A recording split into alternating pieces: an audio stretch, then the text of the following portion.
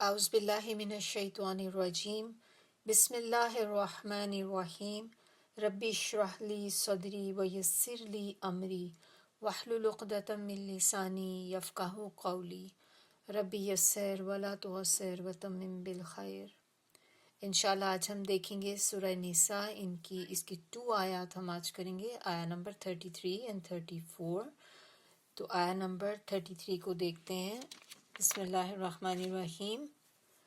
وا اور لکلی ہر ایک کے لیے، جعلنا نون الف ہے اینڈ پہ تو ہم نے، تو جعلہ کا مطلب ہوتا ہے بنانا، مقرر کرنا، تو جعلنا مقرر کیا ہم نے، موالیا یعنی کہ حقدار یا وارث، مم ما دو سے مل کے بنا ہے، من اور ما سے، اس میں جو ترکا چھوڑ دیں، ترکا جو ہوتا ہے مرنے والا چھوڑ کر جاتا ہے، الوالدانی ماں باپ، والاقربون اور رشتہ دار، والذین اور جن لوگوں سے عقدت بندھے ہوئے، عقد نکاح کہتے ہیں نا، نکاح کی گرہ، تو اسی طرح یہ نکاح تو نہیں ہے لیکن وہ گرہ کی بات ہو رہی، یعنی کہ بندھے ہوئے ہوں، کسی کو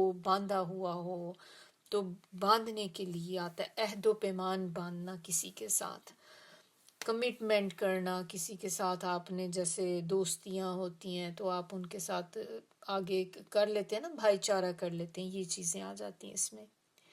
ایمانکم عہد تمہارے، تو عقدت بندھے ہوئے ہوں، ایمانکم عہد تمہارے، فآتوہم پس دو ہم ان کو، نصیبہم حصہ، نصیبہ حصے کو کہتے ہیں ہم ان کا، ان اللہ بے شک اللہ، کانا ہے، علی اوپر، ہر کلی ہر، شیئن چیز کے، شہیدہ شاہد یعنی کہ گواہ، نگران۔ آیا نمبر 34۔ الرجال رجال مرد کو کہتے ہیں، قوامون سرپرست، حاکم، ذمہ دار، محافظ، یہ سارے معنی اس میں آ جاتے ہیں، علی پر، النساء عورتوں کے، بما اس لیے کہ یا باوجہ اس کے، فضل افضل بنایا یا فضیلت دی، اللہ نے، بعدہم ان کے بعض کو، علی اوپر، بعدن بعض کے، و اور، بما اس لیے کہ، انفقوا وہ خرچ کرتے ہیں، من سے، اموالہم مال، ہم اپنے، فالصالحات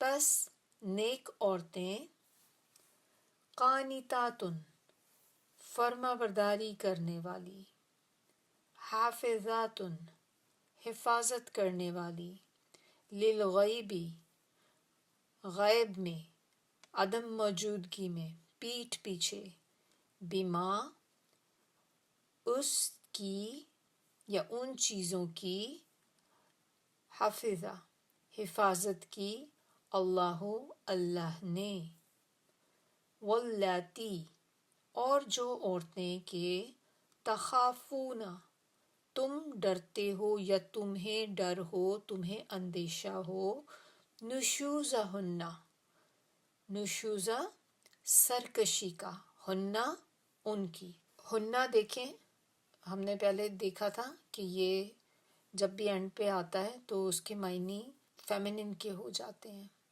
عورتوں کی بات ہو رہی ہے، تو جب بھی آپ دیکھیں گے اس طرح سے ہنہ آتا ہے اینڈ پہ تو آپ کو فوری پھر ٹرانسلیشن میں پتہ چل جاتا ہے کہ یہ عورتوں کی بات کی جا رہی ہے، تو نشوزہن ان کی سرکشی کا، فائزوہن فائزو واز سے ہے، واز کرنا، واز کرتے ہیں کسی کو، کیا ہوتا ہے، نصیحت کرتے ہیں، سمجھانا کسی کو، تو پس نصیحت کرو ہننا ان کو، وَاہْجُرُوهُنَّ اور چھوڑ دو، الگ کر دو ان کو ہجرت سے۔ ہجرت کرنا کیا ہوتا ہے؟ ایک جگہ کو چھوڑ کر دوسری جگہ چلے جانا۔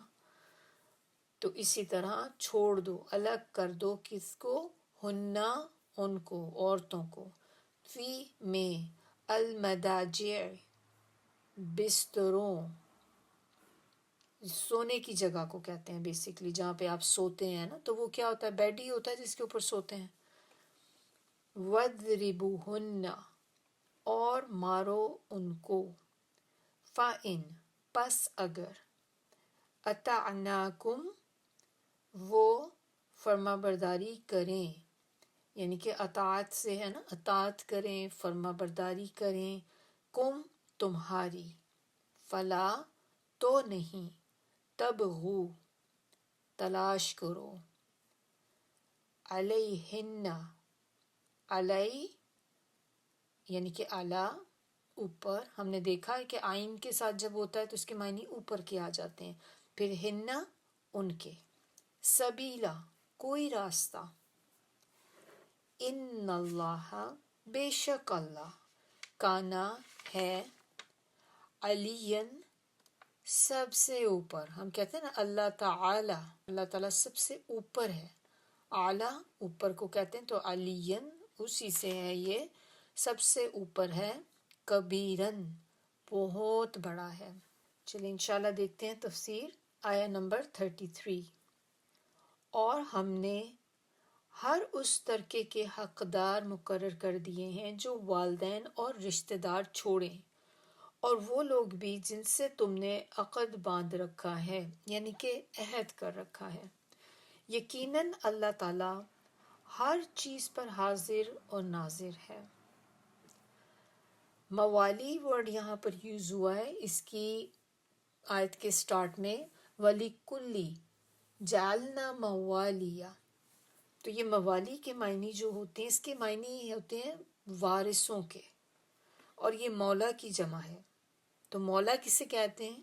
اس کے معنی، اس میں کافی سارے معنی اس کے ہوتے ہیں۔ ایک اس کا معنی ہوتا ہے دوست، پھر آزاد کردہ غلام، چچا زاد، پڑوسی، وارث، مددگار، پروردگار، پروردگار کو مولا کہتے ہیں نا، کہ مولا ہے وہ ہمارا، وَنِعْمَ الْمَوْلَى وَنِعْمَ النَّصِيرُ، تو یہ سارے معنی اس کے اندر آ جاتے ہیں۔ تو اب یہاں پر بات جو بتائی جا رہی ہے کہ ہر مرد اور عورت جو کچھ چھوڑ کر جائیں گے تو ان کے وارث ان کے قریبی رشتہ دار ہوں گے، جیسے کہ والدین اگر چھوڑ کے جاتے ہیں تو ان کے پیچھے ان کی اولاد وارث ہوگی، اولاد اگر چھوڑ کر جائے تو پھر ماں باپ اور پھر دیگر رشتہ دار وہ ان کے وارث ہوتے، اس کے وارث بنتے ہیں۔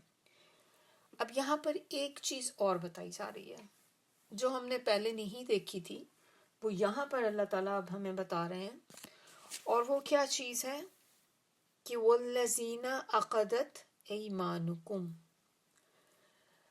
اس سے مراد ہم نے دیکھا تھا کہ وہ لوگ جن کے ساتھ آپ نے عہد و پیمان کیا ہو، آپ نے کوئی بھائی چارہ کیا ہو ان کے ساتھ، تو ان لوگوں کی اب بات آ رہی ہے۔ تو کیا پہلے طریقہ ایک ہوتا تھا اہل عرب کا، ایک قاعدہ ہوتا تھا کہ وہ جن لوگوں کے درمیان دوستی، بھائی چارہ اور ان کے عہد و پیمان ہو جاتے تھے، تو پھر کیا ہوتا تھا کہ وہ اتنے پکے آپس میں ہو جاتے تھے کہ اس کے بعد وہ ان کی وراثت میں بھی حقدار بن جاتے تھے۔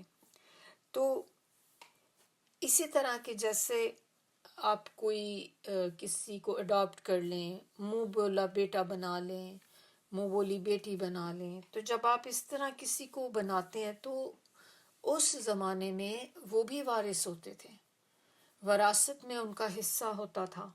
تو اس آیت کے اندر اللہ تعالیٰ نے اس چیز کی نفی کر دی ہے، اللہ تعالیٰ نے اس چیز کو منسوخ کر دیا کہ اب کے بعد آپ ان لوگوں کو وارث نہیں بنا سکتے، وہ آپ کے وارث نہیں ہوں گے، چاہے آپ نے کسی کے ساتھ گٹھ جوڑ کی ہو، آپ نے کسی کے ساتھ عہد و پیمان کیے ہوں، آپ کے منہ بولی اولاد، یہ لوگ آپ کے وارث نہیں ہوں گے۔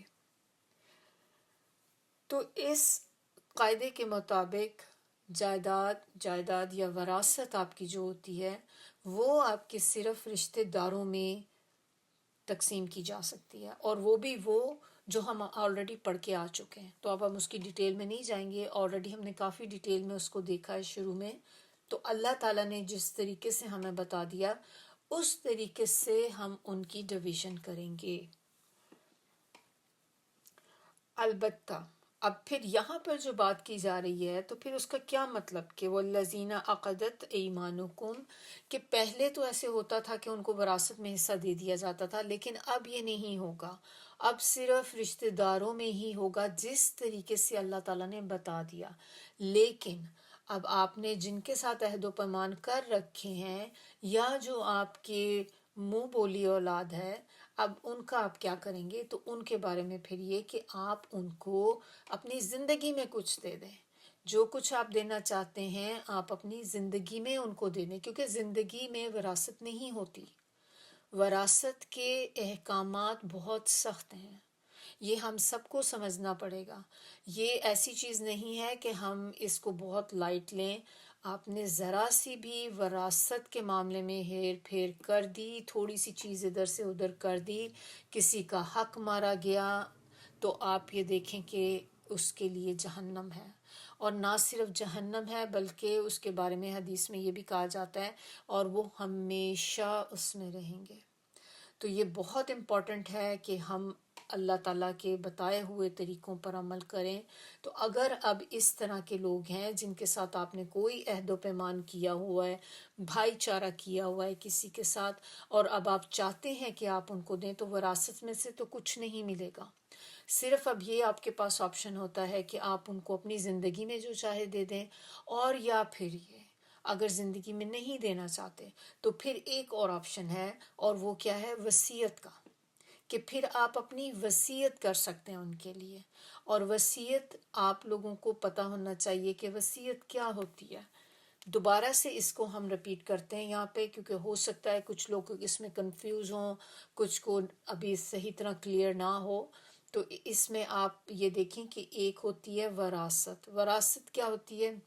آپ کا مرنے والا جو شخص ہے اس نے جو ٹوٹل مال چھوڑا، اس میں ساری قیمتی چیزیں، ہر چیز جو ویلیبل تھی، سارا قیمتی سامان، اس کی جائیداد، اس کا مال، اس کا بینک بیلنس، یہ سب چیزیں اس میں آ جاتی ہیں۔ تو اس مال کو ٹوٹل جو ہے وہ آپ اس کو کہیں گے کہ یہ ترکہ ہے جو اس نے چھوڑا ہے، یعنی کہ وراثت میں اس نے یہ چیزیں چھوڑی ہیں۔ اب اس مال کا 1/3 maximum, this is the maximum limit, 1/3 سے اوپر آپ نہیں کر سکتے۔ تو 1/3 اگر آپ اس مال کا علیحدہ کر دیں تو وہ ہے جس میں سے آپ وصیت کر سکتے ہیں۔ یعنی کہ اگر آپ کچھ اپنے بچوں کے علاوہ، یا وہ لوگ جن کی جو آپ کے ورثہ بنتے ہیں ان کے علاوہ اگر آپ کسی کو کچھ دینا چاہتے ہیں تو آپ پھر اس صرف 1/3 میں سے دے سکتے ہیں۔ اور یہ 1/3 پورشن جو آپ کی وراثت کا نکالا ہے یہ وصیت ہوگی، کہ وہ پھر آپ وصیت کریں گے کہ یہ والا مال کہاں پہ خرچ ہوگا۔ اب اس کی کچھ شرائط ہیں، 2 شرائط بیسیکلی اس کی ہوتی ہیں وصیت کی۔ ایک تو یہ کہ 1/3 سے زیادہ کی نہیں ہو سکتی، اور نبی صلی اللہ علیہ وآلہ وسلم نے تو یہاں تک کہا کہ 1/3 سے بھی اگر کم ہو تو اچھا ہے، یعنی کہ 1/3 بھی نہیں ہونی چاہیے، اس سے بھی کم ہونی چاہیے۔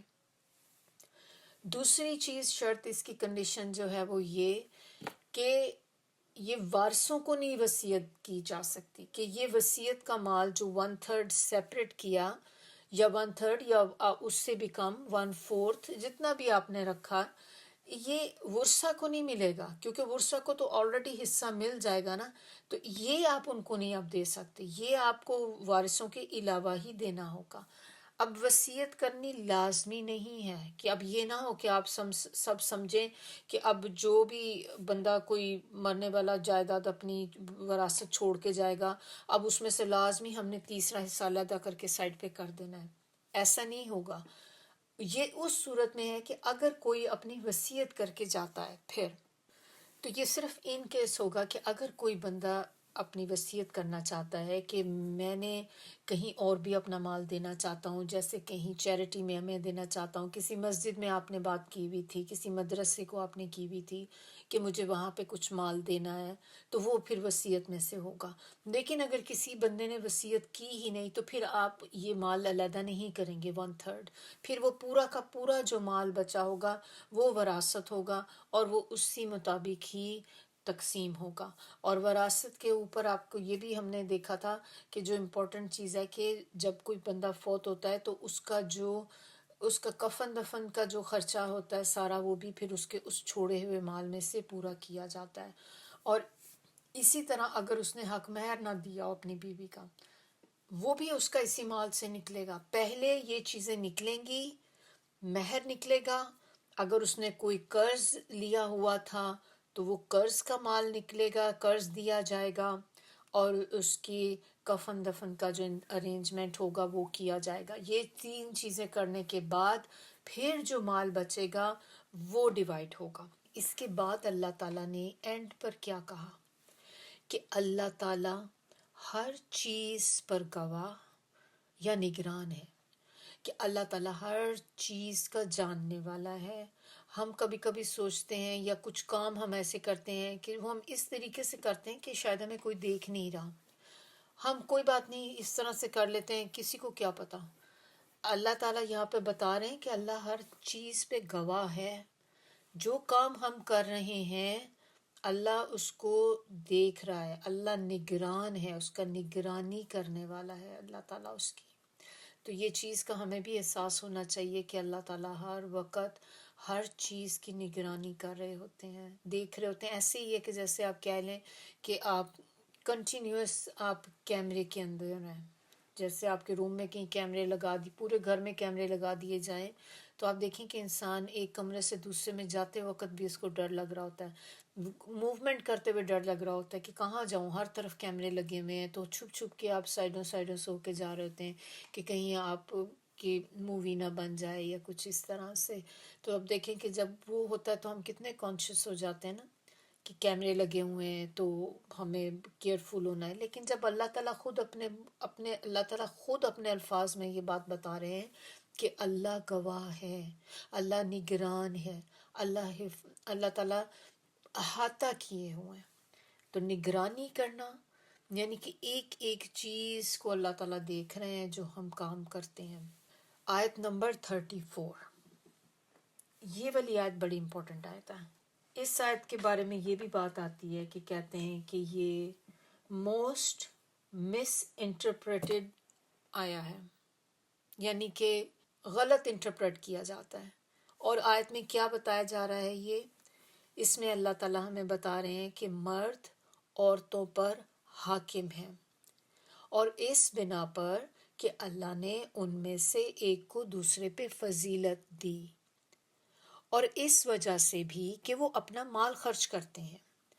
پس نیک عورتیں فرما بردار ہوتی ہیں، اپنی عزت اور شوہر کے مال کی حفاظت کرنے والی ہوتی ہیں، اس وجہ سے کہ اللہ نے ان کے حقوق کی حفاظت کی ہے. اور وہ عورتیں جن کی سرکشی سے تم ڈرتے ہو پس انہیں نصیحت کرو، اور اگر وہ نہ مانے تو بستر الگ کر لو، پھر بھی نہ مانے تو انہیں ہلکی سی مار مارو. پھر اگر وہ تمہاری اطاعت کرنے لگیں تو انہیں ستانے کا کوئی راستہ تلاش مت کرو. بے شک اللہ بلند مرتبے والا اور بڑی شان والا ہے. سب سے پہلی ہی چیز جو یہاں پر بتائی جا رہی ہے وہ ہے الرجال قوامون علی النساء، مرد عورتوں پر قوام ہے. تو قوام کیا ہوتا ہے؟ قوام یا قیم، اس سے مراد وہ شخص ہے کہ جو کسی فرد کسی ادارے یا کسی نظام کے معاملات کو درست حالت میں چلانے اور اس کی حفاظت اور نگہبانی کرنے اور اس کی ضروریات کو پورا کرنے کا ذمہ دار ہو، یعنی کہ اس کی حفاظت بھی کرنے والا ہو، اس کی نگہبانی بھی کرنے والا ہو، اس کی ضروریات کو پورا کرنے والا ہو، تاکہ وہ نظام جو ہے وہ پراپر طریقے سے چلتا رہے۔ اور یعنی کہ پھر اس سے کیا مراد ہوتی ہے کہ منتظم ہو، انتظام کرنے والا نا، منتظم، کسی چیز کا ارینج کرنے والا کہ کس طرح سے اس کو کرنا ہے، آرگنائز کرنے والا، ذمہ داریاں پوری کرنے کی صلاحیت رکھتا ہو، سرپرستی کرنے والا ہو۔ تو یہ معنی ہوتے ہیں قوام کے۔ یہاں پر اگر دیکھا جائے تو اللہ تعالیٰ نے مردوں کو بنا دیا قوام عورتوں پر۔ اب یہ سارے معنی جو میں نے آپ کو بتائے ہیں، اب یہ لگائیں ذرا اس کے ساتھ، کہ آدمیوں کو عورتوں کے اوپر ان کا سرپرست بنا دیا، ان کا ذمہ دار بنا دیا، ان کا منتظم بنا دیا، ان کی ضروریات کو پورا کرنے والا بنا دیا۔ اب یہاں پر اگر آپ دیکھیں تو کیا بات ذہن میں آتی ہے؟ یہ اللہ تعالیٰ کی ناانصافی ہے یا یہ اللہ کی مہربانی ہے؟ کس کے اوپر؟ عورتوں کے اوپر نا۔ مہربانی ہے نا کہ اللہ تعالیٰ نے مرد کو آپ کے اوپر ذمہ دار بنا دیا کہ آپ کو کچھ بھی کرنے کی ضرورت نہیں، آپ گھر پہ بیٹھیں۔ آدمی کو کہا کہ یہ آپ کی ذمہ داری ہے، یہ آپ کی سرپرستی میں ہے، یہ عورتیں اور یہ بچے، اور آپ نے ان کی ضروریات کو پورا کرنا ہے۔ تو اب یہ بات اگر آپ سوچیں تو کتنی عورتوں کی فیور میں ہے کہ عورتوں کے اوپر کوئی ذمہ داری ہی نہیں ڈالی گئی۔ اور اگر اللہ تعالیٰ اس طرح کی بات نہ کرتے، ایسی ذمہ داری مرد پہ نہ ڈالتے، تو پھر کیا ہوتا؟ عورتیں اپنا خود کر رہی ہوتی، آدمی اپنا خود کر رہے ہوتے، کبھی آدمی گھر بیٹھے ہوئے ہوتے، عورتیں بیچاریاں باہر کام کر رہی ہوتی، باہر سے کر کے آتی، پھر گھر آ کے گھر کا بھی کام کرتی، بچوں کی بھی ٹیک کیئر کرتی۔ کیسے ہوتا؟ ابھی بھی ہوتا ہے، کچھ فیملیز میں ایسا ہوتا ہے، آپ نے بھی دیکھا ہوگا کہ بعض اوقات مرد جو ہوتے ہیں وہ گھر بیٹھ جاتے ہیں، انہیں ہوتا ہے کہ عورت کما کے لے کر آئے، اس کو مشین بنایا ہوا ہے، پھر وہ باہر بھی کام کرے، گھر آ کے گھر کے بھی کام کرے۔ تو آپ گھر کا نظام دیکھیں کہ کیسا ہو جاتا ہے۔ جب چیزیں سوئچ ہوتی ہیں نا، آلٹر ہوتی ہیں، تو وہ نظام صحیح نہیں چل سکتا۔ اور اسی طرح آپ دیکھیں کہ ہم جس سوسائٹی میں رہتے ہیں، یہاں پر بھی برابری کا چکر ہے نا، کہ مرد اپنا کما رہا ہے، عورت اپنا کما رہی ہے، وہ کچھ چیزوں کا آدمی پے کر رہا ہے، کچھ کا عورتیں پے کر رہی ہیں، آپ تو آپ لگی ہوئی ہے، اپنا اپنا، ہر ایک کا اپنا اپنا لگا ہوا ہے۔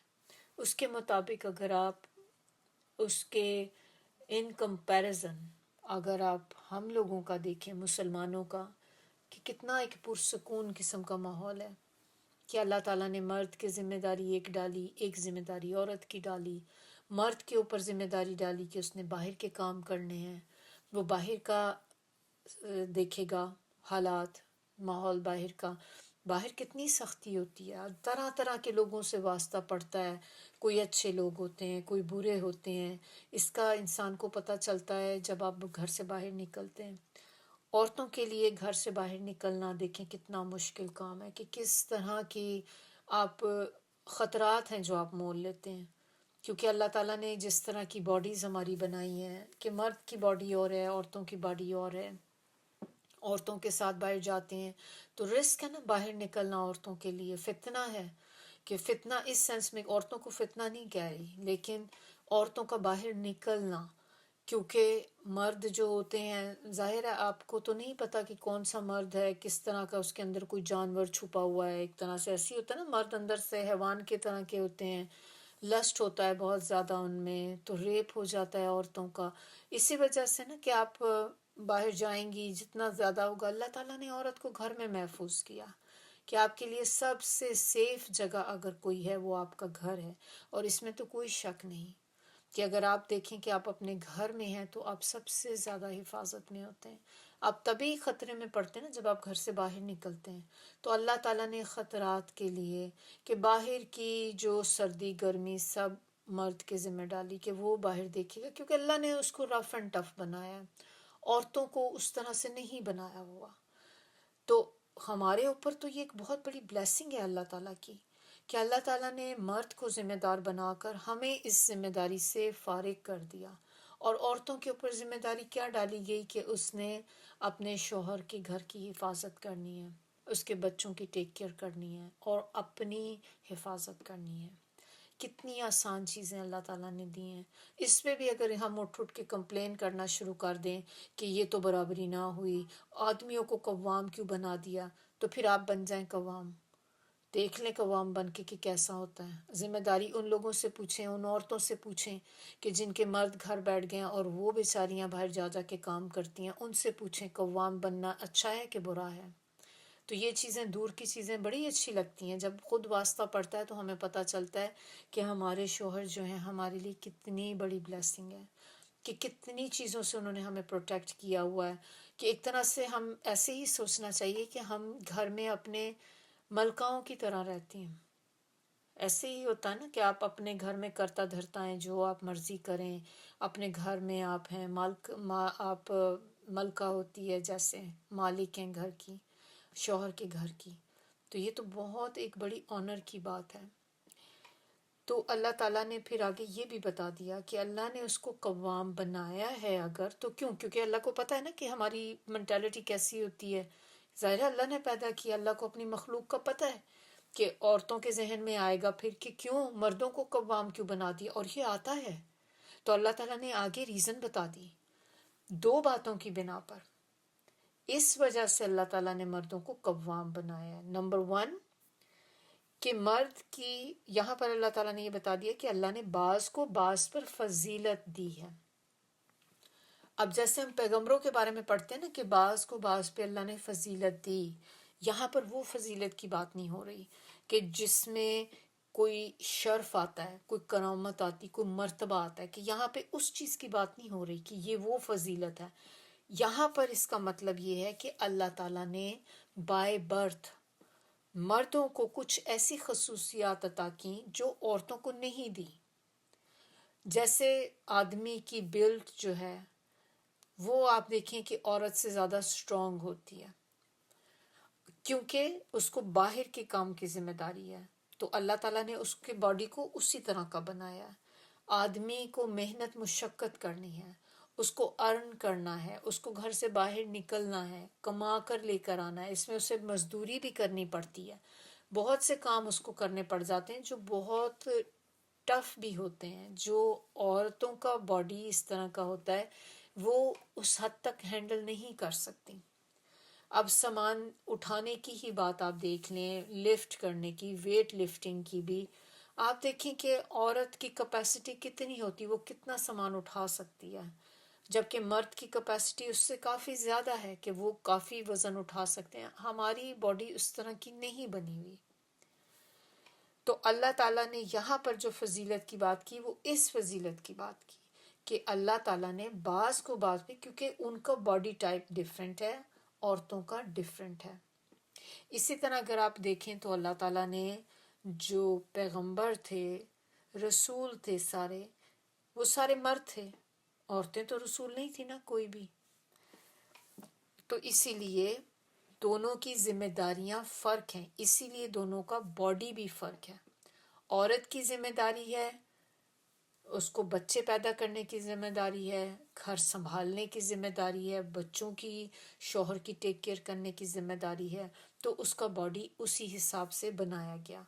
مرد کی ذمہ داری باہر کی ہے تو اس کا باڈی اسی مطابق بنایا گیا. آپ صلی اللہ علیہ وآلہ وسلم نے فرمایا، بخاری کی حدیث ہے یہ، کہ مرد اپنے اہل بیت پر حکمران ہے. اہل بیت یعنی کہ اپنے گھر والوں پر حکمران ہے، اور اس سے اس کی رعیت کے متعلق سوال ہوگا.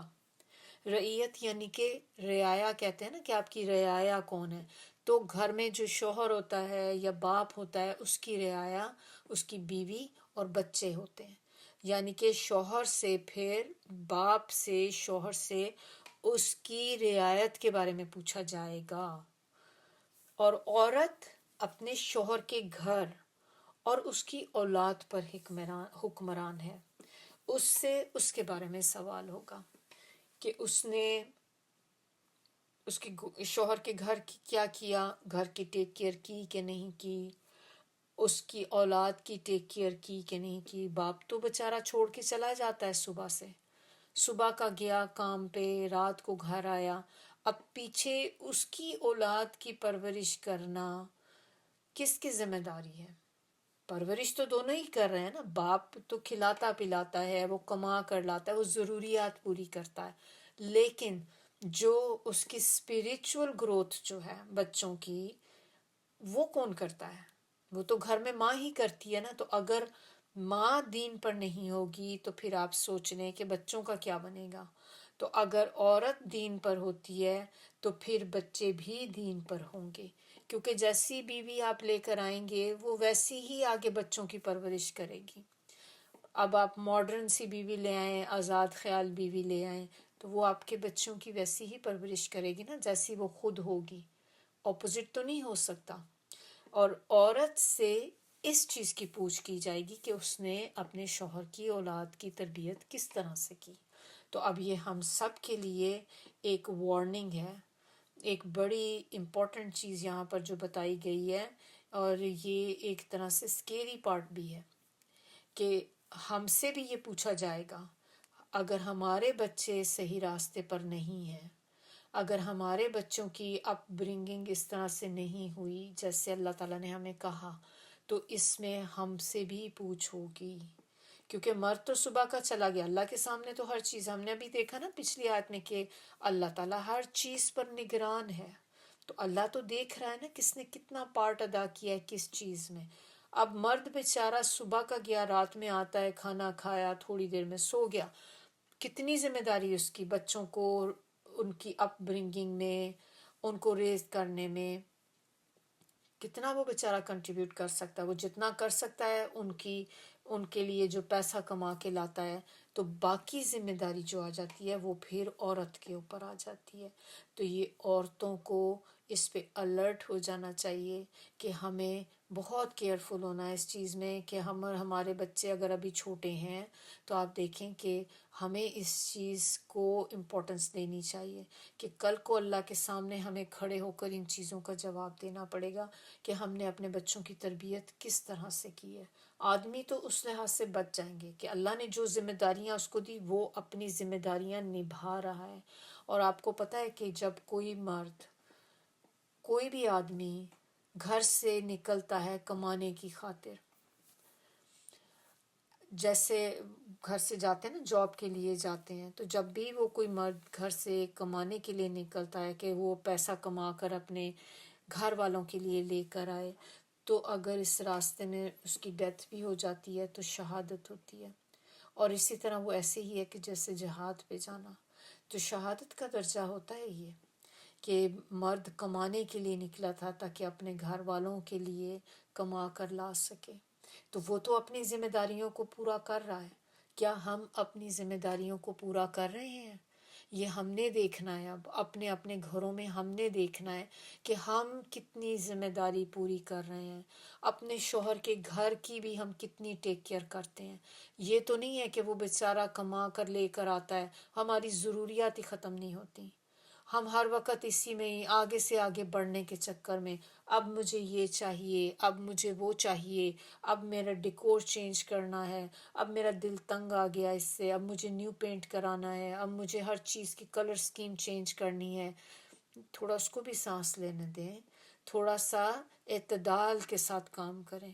اس میں یہ نہیں کہ آپ پہ سے باہر ہو جائیں، میاں آپ کا بیچارہ اتنا کماتا نہیں جتنا بوجھ آپ اس پر ڈال دیں۔ تو یہ ساری چیزیں جو ہیں یہ پوچھ ہوگی ان چیزوں کی، تو we have to be very careful کہ ہم کیا کر رہے ہیں۔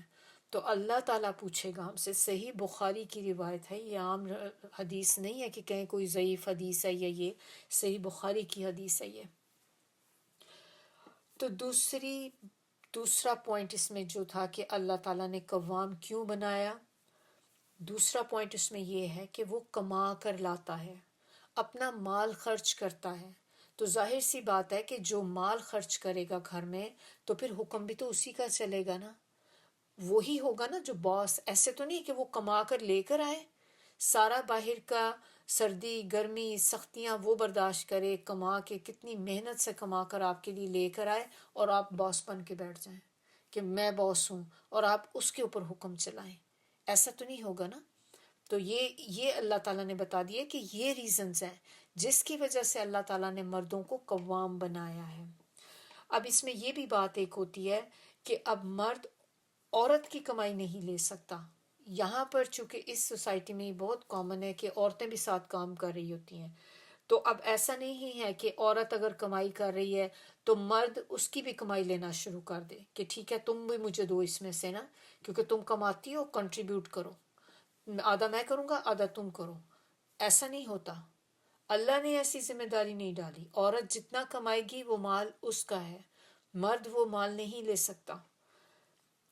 اب اگر عورت چاہے بہت امیر ہی کیوں نہ ہو، فرض کریں عورت بہت امیر ہے، یعنی کہ وہ جو جاب کر رہی ہے وہ آدمی سے کئی گنا زیادہ ہے جو وہ ارن کر کے لے کر آتی ہے، اور مرد کی جاب اتنی اچھی نہیں ہے لیکن عورت کی جاب بہت اچھی ہے، اسٹل مرد اس عورت کے پیسے نہیں لے سکتا. آدمی نے اس کے باوجود بھی کہ عورت بہت کماتی ہے، اس نے پھر بھی اس عورت کا نان نفقہ جو ہے وہ مرد ہی پورا کرے گا. ایسے ہی ہے کہ جیسے وہ عورت کی کمائی پہ اس کا بالکل کوئی حصہ نہیں، اب وہ جو مرضی اپنی کمائی کا کرے. یہ نہیں ہے کہ وہ چونکہ بہت کماتی تو آدمی کہے اب تو تمہیں مجھے دینے کی مجھے ضرورت نہیں کہ میں تمہیں دوں، تو تم تو آلریڈی بہت کماتی ہو. آپ نے پھر بھی اس کو دینا ہے، اس کا گھر کا خرچہ سارا کھانا پینا آپ ہی کے ذمے ہے، آپ ہی پورا کریں گے اس کو. ایک دفعہ ایک آدمی نے نبی صلی اللہ علیہ وآلہ وسلم سے سوال کیا کہ شوہر پر بیوی کا کیا حق ہے، تو آپ صلی اللہ علیہ وآلہ وسلم نے فرمایا کہ جب وہ خود کھائے تو اسے بھی کھلائے، جب وہ پہنے تو اسے بھی پہنائے، اور چہرے پہ نہ مارے، گالی نہ دے عورت کو. کبھی اگر علیحدہ کرنے کی ضرورت پیش آئے، یعنی کہ الگ کرنے کی کبھی ضرورت پیش آئے، تو اپنے گھر کے علاوہ کسی دوسری جگہ الگ نہ کرے، یعنی کہ گھر سے کک آؤٹ نہ کرے. اکثر ہوتا ہے نا آدمی غصے میں آ کے عورتوں کو گھر سے نکال دیتے ہیں، اور کہ جائے اپنے ماں باپ کے گھر جائے یا جہاں مرضی جائے، گھر سے نکال دیا، دھکے دے کے باہر نکال دیا. تو یہ حدیث ہے دیکھ لیں جو ہم پڑھ رہے ہیں نبی صلی اللہ علیہ وآلہ وسلم کی، کہ اگر کبھی کوئی کسی وجہ سے مرد کو ناراضگی ہو جائے عورت کے ساتھ اور آپ غصے میں آپ اس سے علیحدہ ہونا چاہیں، تو پھر آپ گھر سے نہیں نکالیں گے اسے، بالکل بھی. گھر میں اس کو علیحدہ کر دیں لیکن گھر سے باہر نہیں نکالیں گے، گھر کے علاوہ کسی اور جگہ پہ آپ اسے نہیں بھیجیں گے. اور اسی طرح آپ خود بھی گھر چھوڑ کے نہیں جائیں گے. بعض اوقات یہ بھی کرتے ہیں مرد، غصے میں خود گھر چھوڑ کے چلے جاتے ہیں، عورت کو چھوڑ کے نکل گئے کہ بس میں جا رہا ہوں، اب میں جہاں مرضی جاؤں. یہ بھی نہیں کر سکتے آپ کہ خود آپ گھر چھوڑ کر چلے جائیں. اس کے بعد اگلا پارٹ اس کا جو ہے وہ بھی بڑا امپورٹنٹ ہے. اب اس کے اندر اللہ تعالیٰ بتا رہے ہیں نیک عورتوں کی خصوصیات، نیک عورتوں کی کوالٹیز کیا ہوتی ہیں. اور کون بتا رہا ہے؟ اللہ تعالیٰ خود بتا رہے ہیں. اب اس کے اندر ہم نے ساتھ ساتھ اپنے آپ کو دیکھتے جانا ہے کہ کیا ہمارے اندر یہ کوالٹیز ہیں. تو 3 یہاں پر کوالٹیز بتائی جا رہی ہیں. سب سے پہلی کوالٹی جو بتائی گئی کہ وہ صالحات ہوتی ہیں، یعنی کہ نیک عورتیں ہوتی ہیں. نیک عورتیں کون ہوتی ہیں؟ جو آف کورس نیکی کرنے والی ہوتی ہیں، ٹھیک ہے نا، سب یہی کہیں گے، اللہ کے بتائے ہوئے طریقوں پر چلتی ہیں. وہ ہوتی نیک عورت جو اسلام کے اوپر چلتی ہے، خالی نام کی مسلمان نہیں ہوتی بلکہ وہ ان چیزوں پر چلتی ہے جو اللہ تعالیٰ نے بتائی ہیں.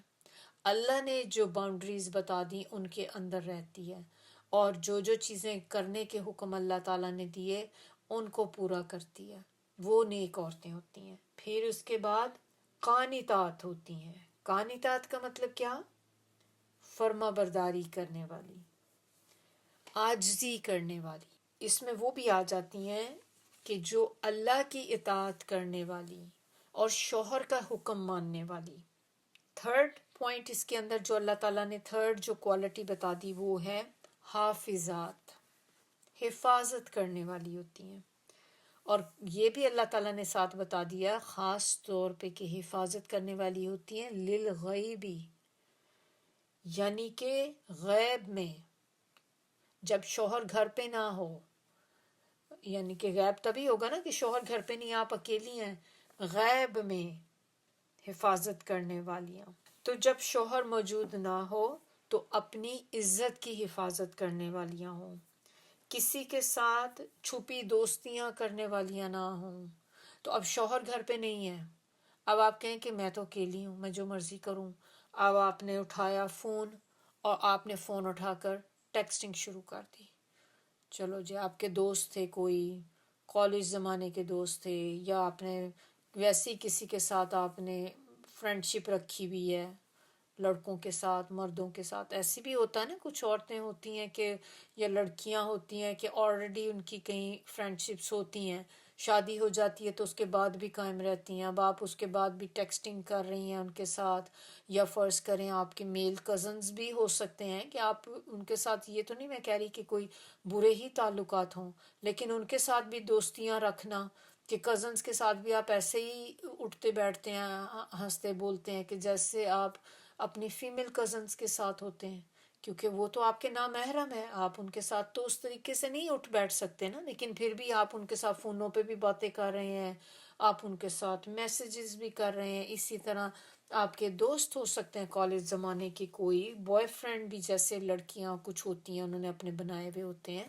تو دوستیاں یاریاں کرنا، یہ ساری چیزیں منع ہے، یہ اس کے اندر آ جاتی ہیں کہ غیب میں حفاظت کرنے والی، یعنی کہ جب شوہر موجود نہ ہو تو اپنی عزت کی حفاظت کرنے والیاں ہوتی ہیں۔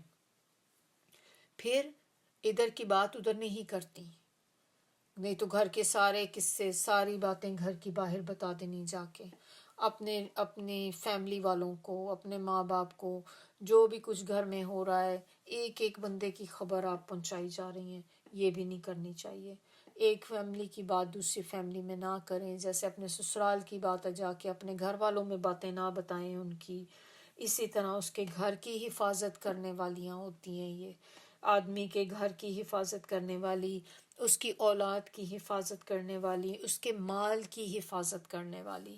اب یہ بھی نہیں کہ اس کا مال ہے اب آپ فضول خرچی میں لگ گئے، چلو بھی کہ بس اب میری تو چونکہ اس سے شادی ہو گئی، اس کی ذمہ داری ہے، مجھے تو بس یہ چیزیں چاہیے، ضد کر کے بیٹھ جائیں۔ یہ بھی کچھ عورتوں میں بڑا ہوتا ہے نا کہ عورتیں ضد کرنے لگ جاتی ہیں اپنے مرد کے ساتھ، مجھے تو بس یہی چاہیے، مجھے یہی لے کے دیں آپ، اور میں نے یہی لینا ہے۔ اب وہ بیچارہ کس طرح پورا کرے یہ آپ کا کوئی کنسرن نہیں، وہ اس کی ذمہ داری ہے۔ تو وہ تو بیچارہ شادی کر کے ہی پھنس گیا، کبھی آپ کی تو ڈیمانڈز ہی ختم نہیں ہوتی۔ تو یہ بھی آپ لوگوں کو سوچنا ہے اس بارے میں کہ اس طرح کی نہ ہو کہ اس بیچارے کا مال وہ جڑنے کو ہی نہ آئے، کہ وہ کہے کہ تھوڑا سا مال میں جمع کر لوں، چلو کبھی ایمرجنسی ہو جاتی، کچھ ضرورت ہی پڑ جاتی ہے، لیکن آپ کی خواہشات ہی ختم نہیں ہوتی۔ تو یہ بھی چیزوں میں ہمیں احتیاط کرنی ہے کہ ضروری نہیں ہے کہ آپ کریں، مطلب یہ نہیں ہے ایسے کہ آپ کی خواہشات نہیں ہونی چاہیے، آپ کو چیزیں نہیں لینی چاہیے، لیکن بات کیا ہے کہ جتنی چادر دیکھیں نا اتنے پاؤں پھیلائیں۔ بس اپنا دیکھ لیں کہ کتنا آپ لوگ افورڈ کر سکتے ہیں، اس کے اندر جتنا بآسانی آپ لے سکیں اتنا آپ کریں، برڈن نہ ڈالیں دوسرے پہ، کہ دیکھیں آپ کی وجہ سے اگر آپ کا شوہر پریشان ہو جاتا ہے، دکھی ہو جاتا ہے، تو آپ کو آپ کے حصے کیا آیا۔ اس میں آپ کو نا ایک حدیث بتاتی ہوں، وہ بھی حدیث بڑی امپورٹنٹ ہے۔ اس میں آپ صلی اللہ علیہ وآلہ وسلم نے فرمایا کہ بہترین بیوی وہ ہے کہ جب تم اسے دیکھو تو تمہارا دل خوش ہو جائے۔ اب آپ سوچیں کہ اگر ایسی بیویاں ہوں کہ وہ ہر وقت شوہر سے ڈیمانڈ ہی کرتی رہیں، کہ وہ بیچارہ اس کی جب گھر آئے تو گھر آنے سے پہلے اس سے خوف آنا شروع ہو جائے کہ گھر جاؤں گا اب کوئی نئی ڈیمانڈ ایک لے کے بیٹھی بھی ہوگی، اب مجھے یہ چاہیے، اب مجھے یہ چاہیے، ہر وقت غصے میں پھوں پھوں کرتی پھرے، منہ بنا ہوا ہے، یہ وہ اس طرح کی چیزیں جو ہے نا، یہ غلط کام ہے، یہ غلط چیزیں ہیں. کیونکہ اگر آپ بھی چاہتے ہیں کہ ہم بہترین بیویاں ہم لوگ ہوں تو پھر ہمیں اس طرح کا بننا چاہیے کہ ہمارے ہسبینڈ جب بھی ہمیں دیکھیں تو ان کا دل خوش ہو جائے ہمیں دیکھ کے. اس میں اللہ تعالیٰ نے نا یہ بھی بات بتا دی کہ حفاظت کرنے والیاں ہوں للغیب بما حافظ اللہ ہو. اس میں دو چیزیں آ جاتی ہیں. ایک اس میں آتا ہے کہ اللہ کی مدد سے وہ حفاظت کرنے والی ہے، یعنی کہ کوئی بھی کام اللہ کی مدد کے بغیر تو نہیں ہوتا نا، کہ اللہ کی مدد سے وہ یہ کرنے والی ہوں. اور دوسری چیز کہ جس کی حفاظت اللہ نے فرض کر دی. تو اللہ نے تو فرض کیا ہے نا کہ ہم اپنی بھی حفاظت کریں، اپنی شرمگاہوں کی حفاظت کریں. یہ تو ہمیں شادی ہو یا نہ ہو ان ادھر کے حساب کو تو کرنی ہی کرنی ہے. یہ نہیں ہے کہ شادی نہیں ہوئی تو اب آپ جو مرضی کام کرتے پھریں، زنا کرتے پھریں جا کے، وہ تو کرنی ہی کرنی، یعنی کہ اللہ نے فرض کر دی ہوئی ہے. تو ان کی آپ نے حفاظت کرنی جن کی اللہ نے فرض کر دی ہوئی ہے آپ کے اوپر. نیکسٹ پارٹ اب اس میں ہمیں جو بتایا جا رہا ہے وہ اس میں آیت میں بتایا جا رہا ہے کہ اگر اب آپ کو ڈر ہو اپنی بیوی کے بارے میں، آپ کو کوئی خدشہ ہو، تو اگر کبھی آپ کو ایسا اندیشہ ہو کہ آپ کو کوئی شک پڑ جاتی ہے بیوی پہ کہ یہ کوئی اس طرح کا کوئی کام کرے گی، تو اس کے لیے بھی اللہ تعالیٰ نے یہاں پر بتا دیا کہ اگر ان کیس ایسی کوئی سچویشن ہو جاتی ہے پھر آپ نے کیا کرنا ہے. اب اس سے پہلے کہ ہم آگے جائیں تھوڑا سا سوچیں کہ اللہ تعالیٰ نے کتنی باتیں کھول کھول کے بتا دی کہ یہ دیکھیں انسان سوچ بھی نہیں سکتا کہ اللہ تعالیٰ اس طرح کی باتیں بھی قرآن میں آپ کو بتائیں گے کہ سینیریوز کے ساتھ اگر یہ ہو جاتا ہے تو تم نے کیا کرنا ہے، اگر عورت ایسے کر لیتی ہے تو کیا کرنا ہے. سورہ نور میں آپ دیکھیں ہم نے کتنی چیزیں دیکھی تھیں کہ کیا کیا ہمیں بتایا گیا تھا کہ آپ کو جو جو احکامات تھے سارے. اب ہم اس کی ڈیٹیل میں نہیں جائیں گے، لیکچر بہت لمبا کلاس ہو جائے گی. پھر اسی طرح مباہلہ کی بھی ہم نے دیکھی. پھر آپ دیکھیں یتیموں کے بارے میں دیکھا کیا کرنا ہے، پھر یتیم بچیاں بچ جاتی ہیں ان کا کیا کرنا ہے اور کس طریقے سے آپ نے چیزوں کو ہینڈل کرنا ہے. اب یہاں پر دیکھیں کہ اللہ تعالیٰ اب بتا رہے ہیں کہ اگر تمہیں خدشہ ہو کہ وہ سرکشی کریں گی یا برائی میں پڑیں گی تو پھر آپ نے کیا کرنا ہے. تو اس کے اندر 3 سٹیپس بتائے جا رہے ہیں. دس از امپورٹنٹ کہ اگر اس طرح کی سچویشن کسی کے گھر میں ہو جائے تو یہ 3 سٹیپ آپ نے لینے ہیں. اور ایسے نہیں ہے کہ آپ نے جمپ کرتے ہوئے پہلا سٹیپ، دوسرا سٹیپ، تیسرا سٹیپ. یہ اس کو 1 بائی 1 آپ نے کرنا ہے. پہلے آپ ایک سٹیپ کریں گے، then give it some time, تھوڑی دیر تک آپ اس کو دیکھیں کہ اس سے حالات بہتر ہوتے ہیں کہ نہیں ہوتے. لیکن جب آپ نے دیکھا کہ کافی ٹائم دے کر بھی حالات نہیں بدل رہے، then you will move on to next step. پھر آپ اس میں تھوڑی دیر دیکھیں گے. اگر وہ بھی آپ کو دوسرا سٹیپ کرنے کے بعد بھی آپ کو لگ رہا ہے کہ کچھ بھی فائدہ نہیں ہو رہا، پھر آپ اس کے بعد تیسرے سٹیپ کی طرف جائیں گے. اب یہ نہیں آپ کریں گے کہ چونکہ آپ کو یہ پتہ چل گیا کہ 3 سٹیپس ہوتے ہیں تو چلو بھی چونکہ میں نے ارادہ کر لیا کہ میں نے اس کے ساتھ یہی کرنا ہے تو میں جلدی جلدی سارے سٹیپ کر کے آخری پہ پہنچ جاؤں. ایسے آپ نے نہیں کرنا. تو اب ہم دیکھتے ہیں 1 بائی 1 کہ وہ سٹیپس کیا ہیں. سب سے پہلا سٹیپ اس میں بتایا جا رہا ہے کہ آپ نے واعظ کرنا ہے. واعظ یعنی کہ نصیحت کرنی ہے، سمجھانا ہے. کہ پہلے آپ ان کو پیار سے سمجھائیں گے. واعظ کرنا کیا ہوتا ہے؟ واعظ کہتے ہیں ایسی بات، ایسی نصیحت جو دل میں اتر جائے. کچھ کا بیان بھی کچھ لوگوں کا ہوتا ہے نا، جب آپ سنتے ہیں تو آپ کو ایسا لگتا ہے کہ جو بات آپ سن رہے ہیں نا دل میں اتر رہی ہے سیدھی.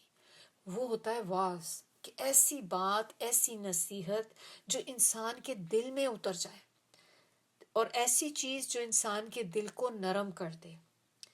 اس میں خدا کا خوف دلانا بھی آ جاتا ہے اور ایسا خوف دلانا جس میں شفقت اور پیار اور محبت ہوتی ہے، یعنی کہ آپ ڈرائیں گے بھی لیکن یہ وہ ڈرانا ہوتا ہے جو پیار کے ساتھ ہوتا ہے، یہ غصے کے ساتھ مار پیٹ کر کے ڈرانا نہیں ہوتا۔ جب آپ کسی کو ڈراتے ہیں تو اس میں آپ کی شفقت ہوتی ہے، آپ کا پیار محبت ہوتے ہے کہ آپ واقعی اس بندے کو اس چیز سے بچانا چاہتے ہیں، آپ اس کو اس نقصان سے بچانا چاہتے ہیں، اس میں خیر خواہی کا پہلو ہوتا ہے۔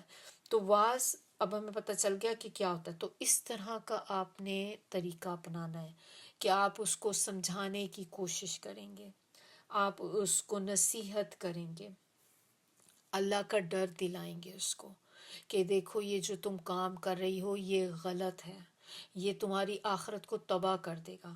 آپ اس طرح کی باتیں ان کو بتائیں گے۔ اور اس کے بارے میں آپ کو یاد ہوگا، ہم نے دیکھا تھا جب اپنی سیرہ میں بھی ہم نے دیکھا تھا کہ آپ صلی اللہ علیہ وآلہ وسلم نے حجۃ الوداع کے موقع پر کیا فرمایا تھا کہ عورتوں کے معاملے میں اللہ سے ڈرو۔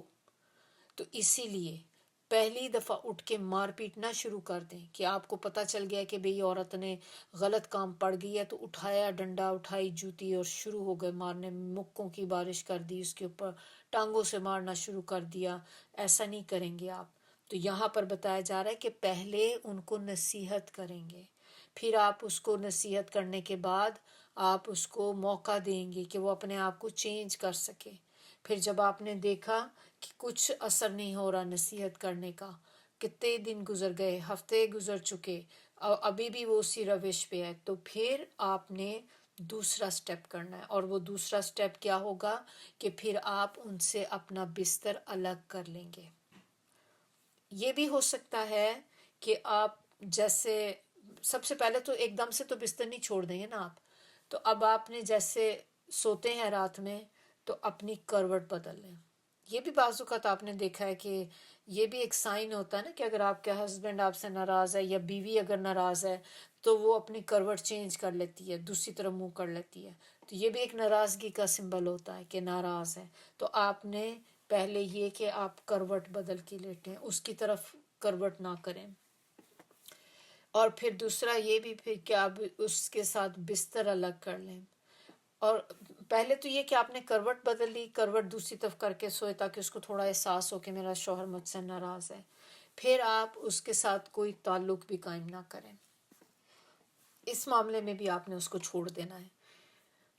اور جب آپ سوچیں کہ جب عورت کے ساتھ مرد بات چیت کرنا، کیا تعلق قائم کرنا چھوڑ دیتا ہے تو یہ عورت کے لیے بڑی انسلٹنگ بات ہوتی ہے۔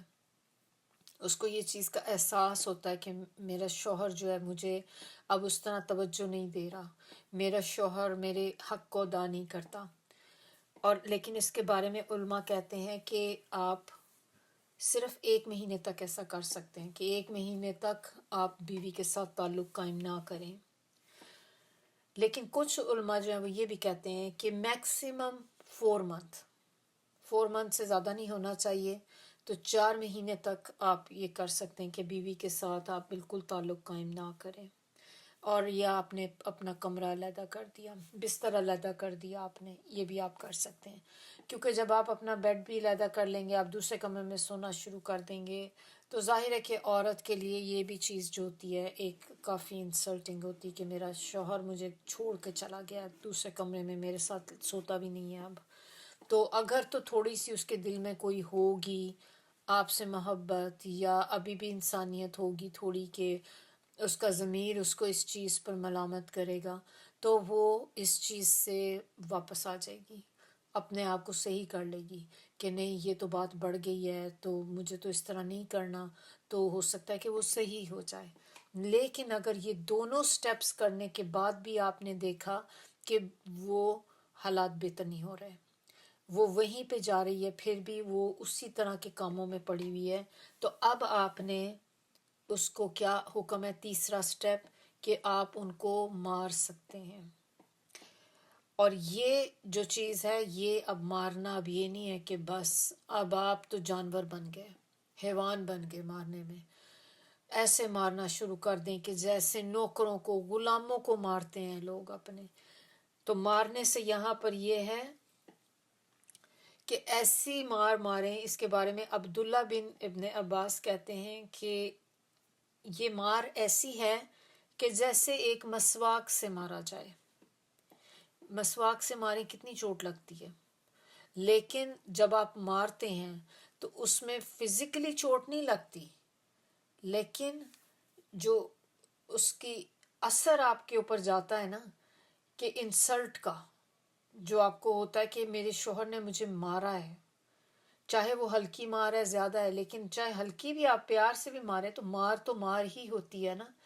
تو مارنا ہے اس طریقے سے کہ لائٹلی آپ نے ان کو مارنا ہے. یہ نہیں ہے کہ مار مار کے اس کا پورا جسم نیلو نیل کر دیں، آپ بروزز بنے ہوئے چاروں طرف اس کے، یہ نہیں کر سکتے. آپ صلی اللہ علیہ وآلہ وسلم نے فرمایا وہی جو بات ابھی میں نے آپ کو بتائی تھی حجۃ الوداع کے موقع پر، کہ لوگوں اللہ سے عورتوں کے معاملے میں ڈرو. اور نبی صلی اللہ علیہ وآلہ وسلم نے فرمایا اپنی بیویوں کو غلاموں کی طرح نہ مارو، کہ جیسے کوئی اپنے غلاموں کو مارتا ہے اس طرح سے اپنی بیویوں کو نہ مارو. پھر آپ نے یہ بھی کہا کہ اپنی بیوی، غلام یا بچوں، ان کے منہ پر مت مارو. کسی کے منہ پر مارنا جائز نہیں ہے، حرام ہے یہ منہ پہ مارنا. تو کسی کے منہ پہ تھپڑ نہیں مار سکتے آپ. بچوں کے بھی اکثر ہوتا ہے نا، چھوٹے بچے ہوتے ہیں، ماں باپ کئی دفعہ تھپڑ لگا دیتے ہیں منہ پہ. تھپڑ منہ پہ نہیں مار سکتے کسی کے بھی، چاہے وہ کوئی آپ کے بیوی بچوں میں سے ہو، آپ کے غلام میں سے ہو، چاہے باہر کوئی راہ چلتا بندہ ہو، نہیں آپ تھپڑ مار سکتے کسی کو بھی. خاص طور پہ آپ نے دیکھا ہے کہ پاکستان میں جو نوکر رکھے ہوئے ہوتے ہیں، سم ٹائم نوکر چھوٹے بچے لا کے رکھ لیے جاتے ہیں، لڑکیاں رکھی جاتی ہیں تاکہ وہ آپ کے بچوں کو ٹیک کیئر کر سکیں. وہ خود بچیاں ہوتی ہیں، آپ نے ان کو رکھا ہوتا ہے گھر کے سارے کام بھی کریں. تھوڑی سی غلطی ان سے ہو جائے مار مار کے برا حال کر دیتے ہیں، منہ پہ تھپڑ مارتے ہیں. یہ نہیں کر سکتے، یہ چیز غلط ہے. اور اسی طرح پھر نبی صلی اللہ علیہ وآلہ وسلم نے یہ بھی بتایا کہ انہوں نے فرمایا کہ ایسی مار نہ مارو جس سے کوئی زخم آ جائے یا ہڈی پسلی ٹوٹ جائے. اس طرح کی مار بھی نہیں مار سکتے کہ کوئی زخم کا ہلکا سا کوئی نشان بھی باڈی پہ پڑ جائے، بروز پڑ جائیں، ایسی چیز نہیں کر سکتے. کسی نے ایک دفعہ نبی صلی اللہ علیہ وآلہ وسلم سے پوچھا کہ میں دن میں اپنے نوکر کو کتنی دفعہ معاف کروں؟ تو آپ صلی اللہ علیہ وآلہ وسلم نے فرمایا 70 دفعہ. یعنی کہ آپ کا نوکر، کتنی ہوتی ہیں باتیں، نوکر ہوگا کتنی غلطیاں کر لے گا دن میں، تو اس کے لیے بولا کہ 70 دفعہ اسے دن میں معاف کرو. یعنی کہ اس کی جو غلطیاں ہیں چھوٹی چھوٹی معاف کر دو، 70 ٹائم معاف کرو. تو اب سوچیں کہ عورت کا درجہ تو نوکر سے بہت بلند ہے، وہ تو نوکر نہیں ہے، وہ تو آپ کی بیوی ہے. تو پھر اس کو کتنی دفعہ معاف کرنا چاہیے دن میں؟ اسی طرح آپ کے بچے ہیں، بچوں کو کتنی دفعہ معاف کرنا چاہیے؟ بچے بھی غلطیاں کرتے ہیں، بیوی سے بھی غلطی ہو جاتی ہے. تو اگر نوکر کے لیے 70 دفعہ ہے تو پھر اپنے فیملی والوں کے لیے کتنا ہوگا؟ سوچیں ذرا. اس حد تک ہمیں ہونا چاہیے کہ درگزر کرنے والا، معاف کرنے والا. اور یہی چیز ہمارے لیے سب سے زیادہ مشکل ہوتی ہے. ہم تو چیخنا چلانا شروع کر دیتے ہیں بچوں پر، ہمارا تو سٹیمنا بالکل بھی نہیں ہے. ذرا سا بچے نے کچھ کہا، ذرا سا کوئی کام خراب کیا اور ہم یلنگ شروع کر دیتے ہیں. تو یہ نہیں کرنی چاہیے. کہ یہاں سے تو ہمیں یہی اب پتہ چل رہا ہے کہ ہمیں بھی معاف کر دینا چاہیے، سوائے ان چیزوں کے کہ جو آپ کو پتہ ہے کہ وہ بچے کے دین کے لیے خراب ہیں، چیزیں ان کی آخرت کو تباہ کر دیں گی. ان کے بارے میں تو آپ نے ان کو کہنا ہی کہنا ہے. لیکن چھوٹی چھوٹی چیزوں پہ، گھر کی کوئی چیز ٹوٹ گئی، گھر کی چیز خراب ہو گئی، اس پہ بھی بچے کو ڈانٹ ڈانٹ کے بعض اوقات مارنا بھی شروع کر دیتے ہیں. یہ چیزیں نہیں کرنی چاہیے. جو چیزیں ٹوٹنے والی ہوتی ہیں وہ تو ٹوٹ ہی جاتی ہیں، کسی سے بھی ٹوٹ سکتی ہیں. خراب ہونے والی چیزیں خراب ہو ہی جائے گی. یہ چیزیں ایسی نہیں ہیں کہ اس کے اوپر آپ بچوں کو ڈانٹیں. ان کو منع ضرور کرنا چاہیے، لیکن ان کو سمجھانا چاہیے، لیکن اصل چیزیں جن پر ہمیں ڈانٹنا چاہیے ان پہ ہم نہیں ڈانٹتے۔ اور وہ کیا ہوتا ہے؟ بچوں کا اخلاق، ان کی بات چیت کرنے کا طریقہ، کہ بچوں نے کس طریقے سے بات کرنی ہے، بڑوں کے ساتھ کیسے ڈیل کرنا ہے۔ بچے باہر آپ کو لگتے ہیں کہ بچے کسی غلط طرف جا رہے ہیں، یہ وہ موقع چیزیں ہیں کہ جن پر آپ کو ان کو بتانا چاہیے۔ اور اسی طرح گھر میں آپ دیکھتے ہیں کہ بچے نماز نہیں پڑھتے، نماز کے ٹائم پہ بچے اپنے اپنے کاموں میں لگے ہوئے ہیں، یا نماز پڑھ بھی رہے ہیں تو ایسی ہے کہ وہ نہ ہی پڑھنے کے برابر ہے۔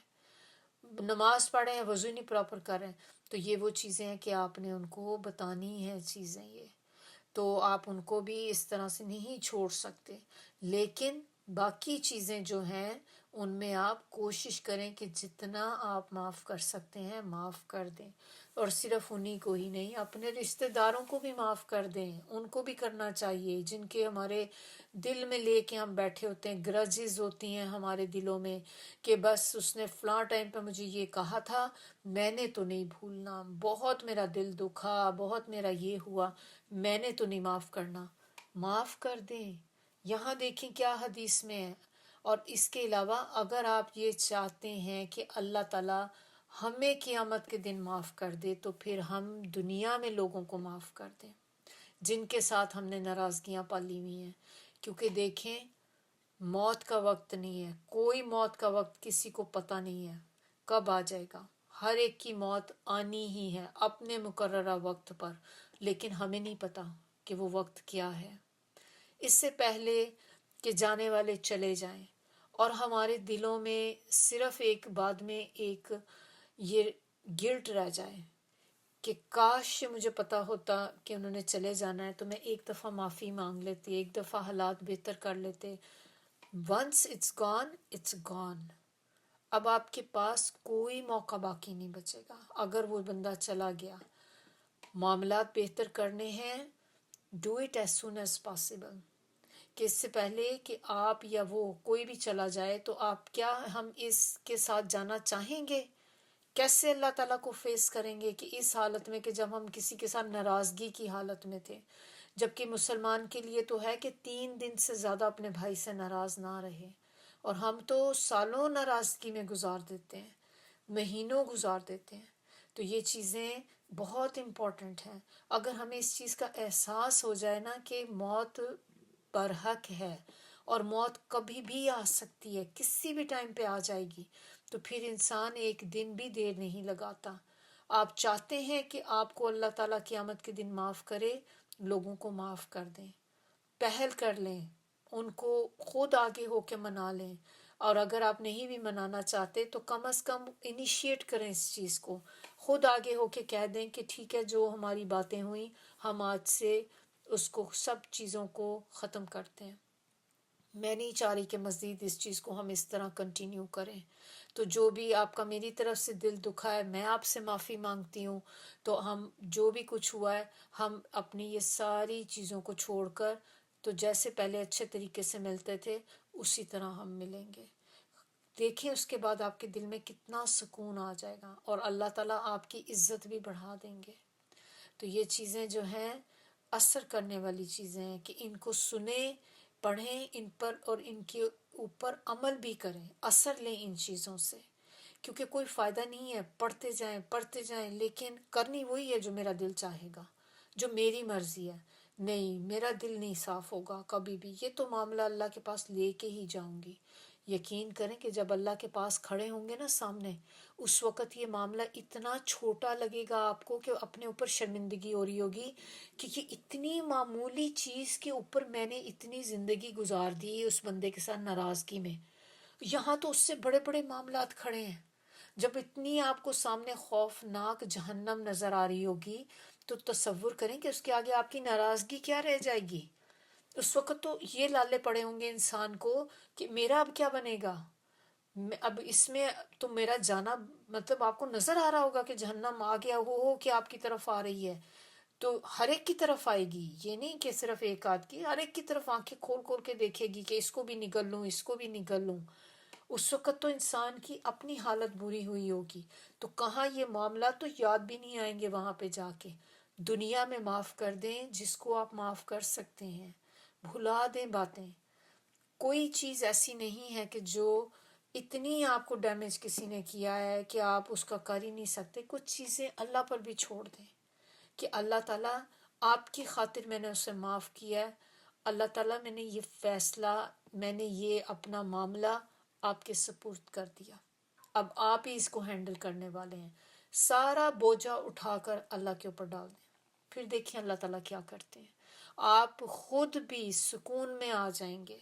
ہم اتنے اپسیٹ ہوتے ہیں، ہم ہر وقت دکھی رہتے ہیں، بعض اوقات یہ چیزیں یاد آتی رہتی ہیں، خون کھولتا رہتا ہے۔ کس کی صحت پہ اثر پڑتا ہے؟ آپ کی پہ۔ دوسروں کو تو پتہ بھی نہیں کہ آپ کس حال سے گزر رہی ہیں، اور وہ سب خوش باش ہر چیز، لیکن آپ کی اپنی صحت کا برا حال ہوا ہے۔ تو جب آپ ایک دفعہ کسی کو معاف کر دیتے ہیں تو آپ بھی سکون میں آ جاتے ہیں۔ اللہ کی خاطر معاف کرنا سیکھیں اور اس کو کریں بھی۔ اللہ تعالیٰ ہمیں عمل کرنے کی توفیق عطا کرے۔ اللہ ہمیں ان لوگوں میں شامل کر دے کہ ہم بھی معاف کرنے والے ہوں، درگزر کرنے والے ہوں۔ اللہ تعالیٰ ہمارے دلوں کو بھی نرم کر دے۔ آمین ثم آمین۔ سبحانک اللہم و بحمدک، نشہد ان لا الہ الا انت، نستغفرک و نتوب الیک۔ سبحان ربک رب العزت عما یصفون وسلام علی المرسلین والحمد للہ رب العالمین۔ ربنا تقبل منا انک انت السمیع العلیم وتب علینا انک انت التواب الرحیم۔ السلام علیکم ورحمۃ اللہ وبرکاتہ۔